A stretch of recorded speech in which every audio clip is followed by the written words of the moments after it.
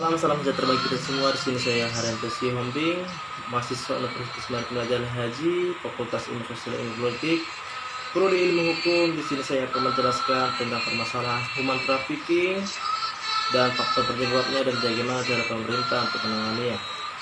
Baik, sebelum kita lanjut ke dalamnya lagi, kita harus mengetahui terlebih dahulu apakah human trafficking atau perdagangan manusia adalah perekrutan, pengiriman atau penampungan orang-orang dengan cara ancaman atau kekerasan dengan tujuan eksploitasi, pelacuran, seks, dan penyalahgunaan kekuasaan serta perbuatan yang hanya menguntungkan satu pihak saja. Menurut saya, human trafficking adalah salah satu jenis kejahatan kemanusiaan yang sangat melanggar HAM. Kalau menurut definisi saya sendiri, perdagangan orang adalah suatu bentuk kejahatan manusia di mana individu atau sekelompok orang dipaksa dan disiksa hanya demi tujuan eksploitasi. Di era sekarang, perdagangan manusia tidak hanya sebatas pengirim tenaga kerja ke luar negeri, tetapi juga penjara dan perempuan untuk tujuan yang sangat kemanusiaan. Perdagangan seks yang sangat serius dan pada era sekarang ini, hingga banyak sekali perempuan dijadikan pelacur dan dijual ke negara-negara yang sudah maju. Jelas sangat serius mengingat perempuan dipaksa dan siksa demi kepentingan segelintir orang. Memang tidak dipungkiri bahwa faktor kemiskinan menjadi penyebab utama dan paling penting menyebabkan banyak orang terpaksa atau dipaksa melakukan ini. Tetapi zaman sekarang hal ini sudah bukan hal tabu lagi. Mengingat di dunia ini ada sekelompok negara yang bisa dikatakan sebagai negara penghasil perempuan, di mana mereka mengirimkan perempuan untuk dieksploitasi ke negara-negara lainnya. Kenapa ini dianggap kejahatan manusia yang paling serius? Karena yang jadi korban di sini adalah perempuan yang seharusnya dilindungi. Dan di sini juga saya akan menjelaskan beberapa faktor terjadinya human trafficking. Yaitu yang pertama adalah tidak disebutkan sebagai yang pertama adalah faktor pertama adalah kemiskinan. Faktor kedua adalah bias gender. Perempuan itu selalu identik dengan kata lemah sehingga menjadi pemicu para penjual. Dan faktor ketiga itu adanya globalisasi. Globalisasi sendiri memiliki dampak yang sangat signifikan terhadap para perempuan. Dan terakhir ada faktor keempat, yaitu sumber hukum yang tidak kuat mengikat, yang juga merupakan salah satu faktor yang sangat penting.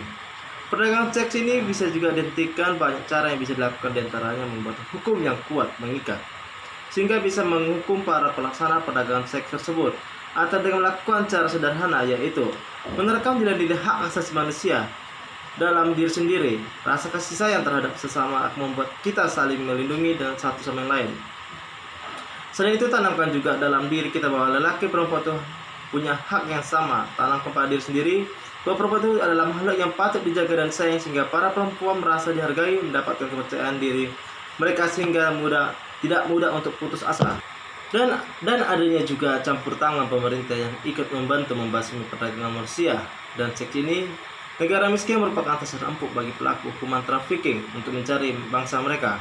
Sudah seharusnya pemerintah memikirkan nasib rakyatnya yang hidup miskin dan meningkatkan kesejahteraan rakyatnya dengan mengeluarkan kebijakan yang tidak hanya menguntungkan satu pihak, tapi semua pihak, termasuk masyarakat negara tersebut. Dan ini kembali lagi kepada kekuatan hukum yang kuat mengikat seluruh lapisan masyarakat. Kasus human trafficking atau perdagangan manusia kerap diawali dengan pemalsuan dokumen. Selain kepolisian, petugas imigrasi juga penting untuk mengungkap hal ini. Maka untuk menanggulangi hal tersebut dibutuhkan sebuah dokumen perjalanan yang memiliki fitur-fitur pengamanan yang dapat mencegah pemalsuan dokumen sehingga memiliki ketahanan dari segala upaya pemalsuan dan atau sabotasi dan tindakan ilegal lainnya. Tetapi harus dapat dengan mudah diakses dan atau diverifikasi dan menerapkan sistem yang sama berdasarkan standar ICAO atau International Civil Aviation Organization. Termasuk dokumen perjalanan yang diterbitkan oleh negara Indonesia merupakan negara ICAO, dan begitu juga butuh juga para pemerintah dengan adanya pelatihan terhadap tenaga kerja Indonesia, dan yang kedua adalah pendidikan dan skill yang bisa dibawa ke luar negeri agar tidak terjadi seperti adanya pembodohan atau seperti tidak penipuan. Atau perlunya juga pengawasan pemerintah seperti duta besar Indonesia yang berada di negara lain tersebut. Baik, inilah sekian dari penjelasan saya. Jika ada kekurangan kata, mohon dimaafkan, dan terima kasih telah menyaksikan video saya. Dan selamat malam kepada kawan-kawan telah menyaksikan, dan terima kasih, mohon dukungan dan subscribe-nya.